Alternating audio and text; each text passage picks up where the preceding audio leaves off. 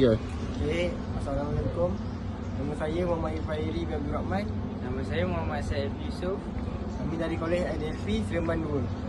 Hari ini kami akan menerangkan tentang auto repair vocabulary. Ciao.